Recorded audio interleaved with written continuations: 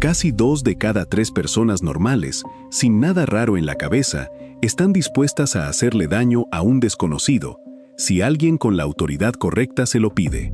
En 1961, un grupo de personas normales, gente como tú y como yo, empezó a aplicarle descargas eléctricas cada vez más fuertes a un desconocido que gritaba de dolor al otro lado de una pared. ¿Por qué lo hicieron? No por maldad, no por dinero. Lo hicieron porque un tipo con bata blanca, sentado tranquilamente a su lado, les dijo que siguieran. Eso fue el experimento de Milgram. Piensa en eso un segundo, porque significa que obedecer no es algo raro que le pasa a otra gente. Es casi un acto reflejo, y probablemente a ti también te pasa más de lo que crees. Mira, todos los días obedeces a personas que, si te paras a pensarlo con calma, no tienen ningún poder real sobre ti. Tu jefe puede despedirte, vale, pero no puede encerrarte ni ponerte una mano encima. Un policía de tráfico puede multarte, pero fíjate, la mayoría de las veces obedecemos mucho antes de que exista ninguna amenaza real. Obedecemos el tono de voz, la postura, el uniforme. Obedecemos símbolos, sin más. Y llevamos haciendo esto muchísimo más tiempo del que llevamos teniendo policías, jefes o gobiernos.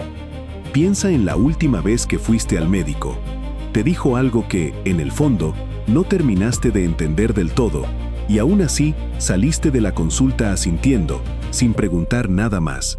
No fue porque no tuvieras dudas. Fue porque la bata blanca ya había hecho su trabajo antes de que él abriera la boca. Y esto no pasa solo con médicos. Pasa con un notario, con un profesor, con cualquiera que se presente con el símbolo correcto en el momento correcto. Tu cerebro ya decidió obedecer antes de que tu razón entrara en juego. Si esto te está haciendo pensar, quédate, porque lo que viene ahora te va a incomodar todavía más. Y de paso, suscríbete, dale a like y activa la campanita, que no quiero que te pierdas el resto de esta serie. Vale, vamos a irnos muy atrás para entender de dónde viene esto.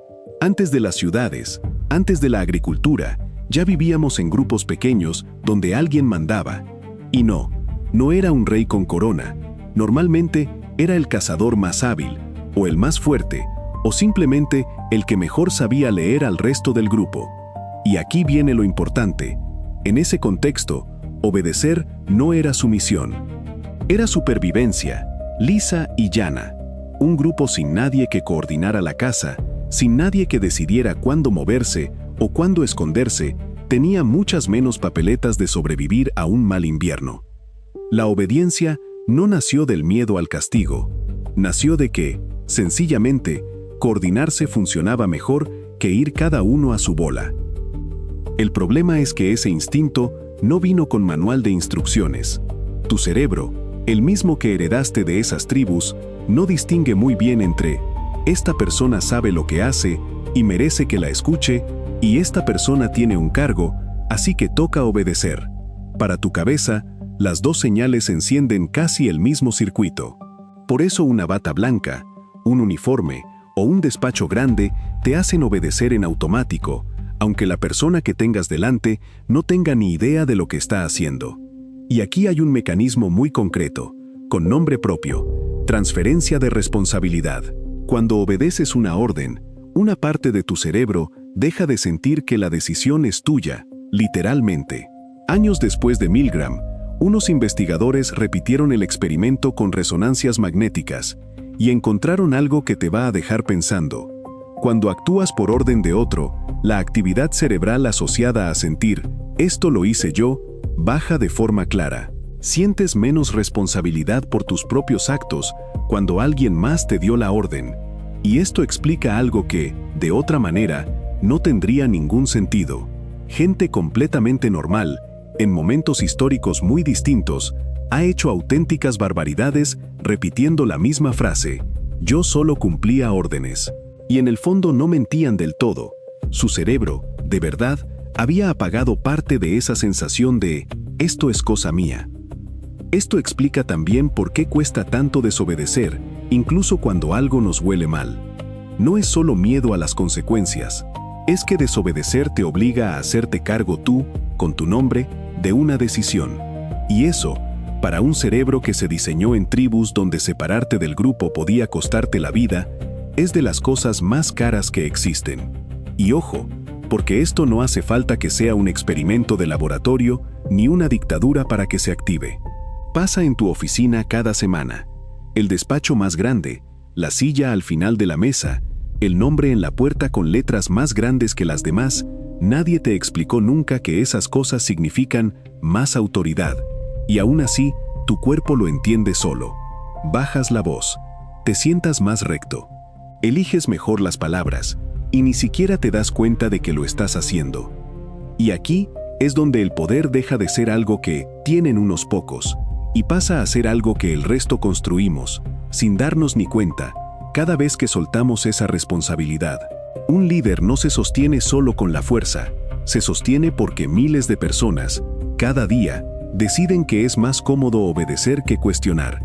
Y esa comodidad viene de muy atrás. Cuestionar al líder de tu grupo, hace 100.000 años, era arriesgarte a quedarte fuera de la tribu. Hoy es arriesgarte a perder el trabajo, la reputación, tu círculo. Cambió la forma.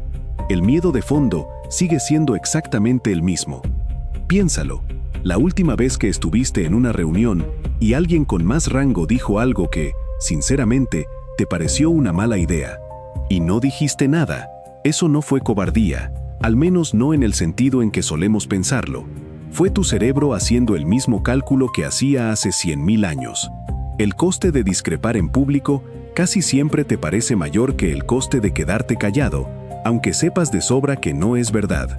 Esa reunión de trabajo enciende exactamente el mismo sistema que se encendía al desafiar al jefe de la tribu delante de todos.